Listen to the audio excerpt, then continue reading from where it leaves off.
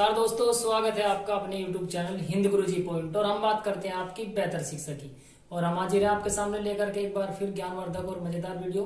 और इसी के अंतर्गत आपकी चली है जीएस की वीडियो। ठीक है, तो बस वन लाइनर क्वेश्चन में आप ध्यान से देखते जाइए, अपने नोट्स मेंटेन करते जाइए। तो ज्यादा समय न लेते हुए करते हैं अपनी वीडियो को शुरू। आइए चलते हैं अपने पहले क्वेश्चन पर। प्रश्न नंबर 1 है हमारा, हजारों झीलों का देश किसे कहा जाता है? जिस देश में हजारों झीलें हो तो हजारों झीलों का देश किसे कहा जाता है? तो इसे कहा जाता है फिनलैंड को। यही हमारा राइट आंसर हो जाएगा। चलते हैं अगले प्रश्न पर। अगला प्रश्न है हमारा प्रश्न नंबर 2, एलोरा के मंदिरों का निर्माण किसने करवाया था? केवल इतना ही प्रश्न में पूछा जाता है कि एलोरा के मंदिर का निर्माण किसने करवाया था? तो राष्ट्रकूट वंश ने करवाया था। और कभी कभी का थोड़ा डीपली पूछ लिया तो किस शासक ने करवाया था उसके? तो कृष्ण प्रथम ने करवाया था। वैसे ऐसा कभी नहीं पूछता, बस केवल वंश पूछ लेता है। तो इसमें राइट आंसर जो हमारा हो जाता होता है राष्ट्रकूट वंश ने करवाया था।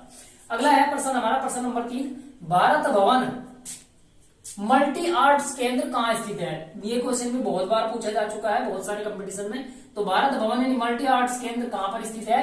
तो भोपाल में है। और भोपाल कहाँ है? मध्य प्रदेश यानी एमपी में है। तो एमपी की राजधानी जो है वो भोपाल है। और भोपाल में मल्टी आर्ट केंद्र स्थित है। अगला है प्रश्न नंबर 4, भारत का सबसे लंबा मार्ग का नाम? तो पुराने टाइम में तो संख्या मार्ग की थी NH7, लेकिन अब वर्तमान में है इसे राष्ट्रीय राजमार्ग या NH यानी कि नेशनल हाईवे से बोलते हैं राष्ट्रीय राजमार्ग। इसकी संख्या 44 यानी 44 जो है नेशनल हाईवे से शॉर्ट में हम NH 44 भी बोलते हैं यानी 44। तो ये जो है भारत का सबसे लंबा मार्ग है जो कश्मीर से लेकर कन्याकुमारी तक जाता है। अगला प्रश्न नंबर 5, आदि ग्रंथ की रचना किसने की? आदि ग्रंथ की रचना किसने की थी? तो गुरु अर्जुन देव ने आदि ग्रंथ की रचना की थी। प्रश्न नंबर 6, अम्लीय वर्षा का कारण क्या होता है? अम्लीय वर्षा मतलब एक तेजाबी बारिश होती है। तो क्या कारण होगा, किस वजह से तेजाब की बारिश होती है? और ऐसा माना गया है, साइंटिस्ट ऐसा मानता है कि आने वाले समय में तो इस तरीके की बारिश आम हो जाएगी। तो किस कारण से होती है? इसमें नाइट्रिक ऑक्साइड और सल्फर डाइऑक्साइड वगैरह का मिश्रण होता है। दोनों को मिलाकर के ही अम्लीय वर्षा होती है, तेजाबी बारिश होती है। ठीक है, चलते हैं अगले प्रश्न में। प्रश्न नंबर 7, कोयल कारो परियोजना किस राज्य में है? तो कोयल कारो परियोजना जो है वो झारखंड राज्य में है और जिला आपका सिंहभूमि। ठीक है, तो इसका जो राइट आंसर हो जाएगा, बस केवल राज्य पूछते हैं आपको बता देना है झारखंड। प्रश्न नंबर 8, उबेर कप पुरुष किस खेल से संबंधित है?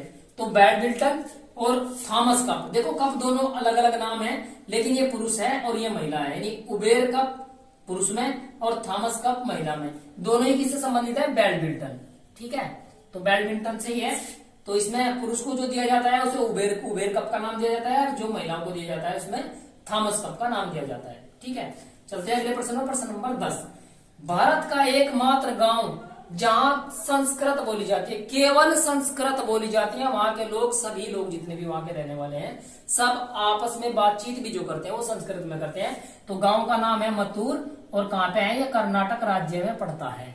बहुत इंपॉर्टेंट क्वेश्चन है, याद कर लेना अच्छे से। प्रश्न नंबर 11, किस अंग्रेज प्रधानमंत्री ने कैमिल अवार्ड दिया था? तो रामसे मैकडोनाल्ड ने, जो कि 1932 में देना शुरू किया था। यही हमारा राइट आंसर इसका हो जाएगा। प्रश्न नंबर 12, अभ्रक उत्पादक भारत का प्रथम राज्य यानी किस राज्य में भारत का ऐसा कौन सा राज्य है जिसमें सबसे ज्यादा अभ्रक का उत्पादन होता है? तो पुराने टाइम में तो झारखंड में होता था, लेकिन वर्तमान में जो सबसे ज्यादा अभ्रक उत्पादन होता है वो होता है आंध्र प्रदेश में। ठीक है, अब झारखंड तीसरे नंबर पर आता है। प्रश्न नंबर 13, हर्षवर्धन की राजधानी कहाँ थी? तो सबसे पहले जो हर्षवर्धन की राजधानी थी वो थानेश्वर में थी, लेकिन वहां से राजगाज करना बड़ा कठिन होता है, इसलिए उन्होंने उत्तर प्रदेश के कन्नौज जिला जो वर्तमान में है कन्नौज में स्थानांतरित कर ली थी। तो कभी कभी ऑप्शन में दोनों आ जाते हैं। तो सबसे पहली जो थी वो थानेश्वर में थी, लेकिन अगर पूछ लिया कि ज्यादातर राजगाज कहां से करा तो वो कन्नौज से करा। और अंतिम प्रश्न, रोल एक्ट भारत कब आया?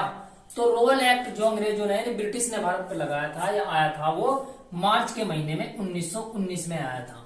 ठीक है, तो बस यही आपके 14 क्वेश्चन आपके कंप्लीट हुए। तो एक बार स्क्रीनशॉट ले लो, मैं साइड हो जाता हूँ अच्छे से, और अपने नोट्स में से अच्छी तरीके से मेंटेन कर लेना। और ऐसे ही क्वेश्चन हम आपको बार बार डेली एक वीडियो डालते रहेंगे। बीच में थोड़ा सा 2 दिन गैप हो गया, मैं बाहर चला गया था इसलिए वीडियो डाल नहीं पाया। आगे है परमानेंटली आपको ऐसी वीडियो मिलती रहेगी। आप लोग बस मन लगा करके देखते रहना अच्छे से, अपने नोट्स जो है अपने हाथ से लिखते रहना। धन्यवाद।